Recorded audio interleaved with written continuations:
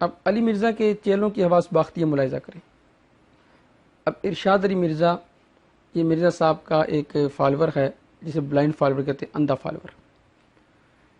اب عماد الاسلام نے جو تحریر پڑھی تھی نا کہ علی مرزا ملحد ہے، اس پر یہ سے سمجھا رہا ہے. آپ وہ جو فون کال ہے نا وہ سنیں. اس میں کہہ رہا ہے جی کہ نہیں عماد بھائی، ضمیر مار کر تو پڑھی ہے، لیکن آپ نے ان کو کہنا تھا نا، یعنی کاؤنٹر تو نہیں کرنا تھا کہ آپ یہ جو کچھ مجھے لکھ کر دے رہے ہیں، آپ پڑھے لکھے عالم ہو، اور آپ کو تو پتہ ہے کہ ایک مسلمان بندے کو اگر میں کافر کہہ رہا ہوں تو یہ کفر ہم پر لوٹ کر آ جائے گا، اور کلمہ پڑھنا پڑے گا اور تجدید ایمان کرنی پڑے گی. یعنی اگر کوئی شخص کسی مسلمان کو کافر کہے تو دو کام کرنے پڑتے ہیں، ایک کلمہ پڑھنا پڑتا ہے اور دوسرا تجدید ایمان کرنی پڑتی ہے. اور ساتھ یہ کہہ رہے ہیں کہ دیکھیں نا، جب بندہ کسی مسلمان کو کافر کہتا ہے تو اس کا کفر اسی پر لوٹتا ہے. تو آپ نے ان کو کہنا تھا یار، وہ کاؤنٹر تو انہیں کرنا تھا نا کہ یار آپ یہ جو کچھ لکھ کے دے رہے ہو، آپ تو پڑھے لکھے عالم ہو، آپ کو نہیں پتا میں اگر ایک بندے کو میں کافر کہہ رہا ہوں تو یہ تو کفر ہم پہ لوٹ آئے گا، ہمیں بھی اپنے کلمہ پڑھنا پڑے گا، یہ تجدید ایمان کرنی پڑے گی. قاری اشرف صاحب تھا، اچھا، وہ کہتے ہیں وہ کافر ہے، وہ پہلے بھی اس نے بکواس کیا تھا. نہیں تو آپ نے اس کو کہا نہیں کہ اگر آپ کہہ رہے ہیں کافر تو آپ مسلمان رہ گئے. ہاں بالکل. دیکھیں نا، جب بندہ کسی مسلمان کو کافر کہتا ہے تو وہ اس کا کفر کس پہ لوٹتا ہے؟ اگر وہ مسلمان ہے تو واپس آتا ہے نا. جی، تو آپ یہ بتائیں، آپ نے تجدید ایمان کر لی، آپ نے توبہ کر لی اس بات سے؟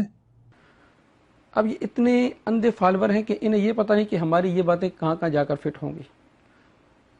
وہ کہتے ہیں کہ وہ جو یہودیوں کا وتیرہ تھا نا کہ زبان سے کچھ کہتے تھے اور عمل کچھ کرتے تھے، بالکل بعین ہی میں نے اپنے ایک لیکچر کے اندر یہ بات ریکارڈ کروائی تھی کہ علی اینڈ اس کی کمپنی جتنی بھی ہے اس کا یہی وتیرہ ہے کہ ان کا قول اور فعل کے اندر زمین و آسمان کا فرق ہے، قول اور فعل کے اندر تضاد پایا جاتا ہے. اب اگر کوئی بندہ ایک آدمی کو کافر کہے اور وہ مسلمان ہو تو اس کا کفر لوٹ کر اسی پر آ جاتا ہے. اب ایک لیکچر کے اندر یہی علی مرزا یہ کہتا ہے جی کہ انہوں نے تو اپنے نام کے کلمے پڑھوائے اشرف علی رسول اللہ. تو اس پر تو میں نے کہا تھا جی مجھے آپ اس کتاب کا حوالہ دے دیں کہ جس کے اندر مولانا اشرف علی تھانوی صاحب رحمہ اللہ تعالی نے اپنے نام کا کلمہ پڑھوایا ہے. اگر نہیں پڑھوایا، آپ نے جھوٹ بولا ہے، تو آپ کے فالور کو چاہیے کہ وہ کتابی ہونے کا ثبوت دیں.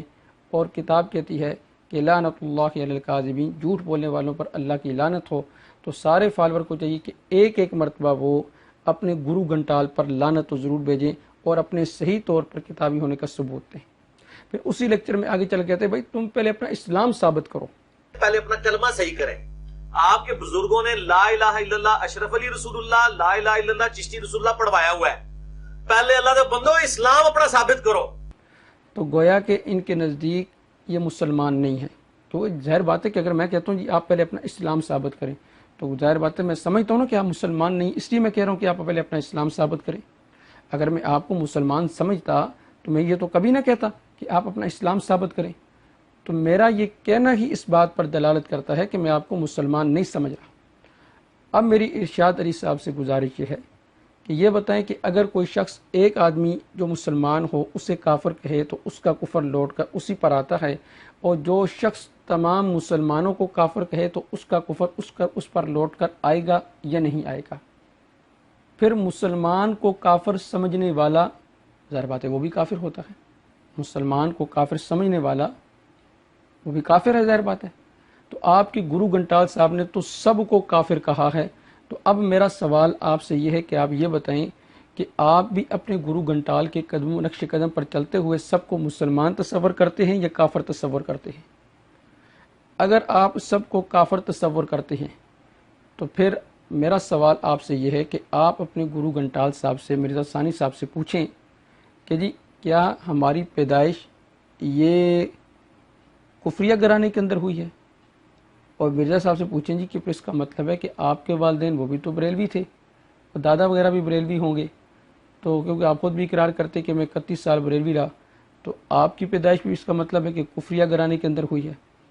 اگر یہ سارے کافر تھے تو پھر ارشاد علی صاحب کو چاہیے کہ وہ اپنے گرو گھنٹال کے ساتھ مل کر لوگوں کو بتلائیں کہ جی ہماری اور ہماری گرو گھنٹال کی پیدائش کفریہ گھرانے کے اندر ہوئی ہے، اور اگر کفریہ گھرانے کے اندر نہیں ہوئی، ان کے گرو گھنٹال صاحب کہتے ہیں جی نہیں وہ سارے کافر تو نہیں تھے، اور ارشاد علی صاحب بھی کہیں جی کہ وہ کافر تو نہیں تھے، تو پھر ان کو چاہیے کہ ایک مسلمان کو کافر کہنے والا وہ خود کافر ہو جاتا ہے، تو ان کے گرو گھنٹال صاحب نے، مرزا ثانی صاحب نے تو سب کو کافر کہا ہے کہ پھر اپنا اسلام ثابت کریں، تو اگر وہ سارے مسلمان ہیں تو مسلمان کو کافر کہنے والا وہ خود کیا ہو جائے گا؟ اب میں تو نہیں کہتا. وہ کہتے ہیں کہ آگے گریں تو داند ٹوٹے، پیچھے گریں تو کمر ٹوٹے. مرزا صاحب نے اپنے فالور کو اس مقام پر لا کے کھڑا کر دیا، نہ بیچارے آگے کے، نہ پیچھے کے، نہ دائیں کے، نہ بائیں کے. وہ کہتے ہیں نہ ادھر کے رہے، نہ ادھر کے رہے، نہ خدا ملا، نہ وصال صنم.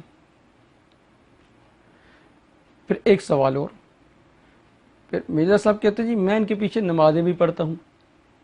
میرا سوال یہ ہے کہ بھائی جب یہ مسلمان ہی نہیں ہے، آپ ان سے کہتے ہیں پہلے اپنا اسلام ثابت کریں. اب جب یہ مسلمان ہی نہیں ہیں تو پھر آپ ان غیر مسلم کے پیچھے نمازیں کیوں پڑھتے ہیں؟ آپ کو تو چاہیے کسی مسلمان کے پیچھے نمازیں پڑھیں. تو یہ ان کی حواس باختی ہے، انہیں خود سمجھ نہیں آتی کہ ہم نے 10 منٹ پہلے کیا کہا اور 10 منٹ بعد کیا کہہ رہے ہیں.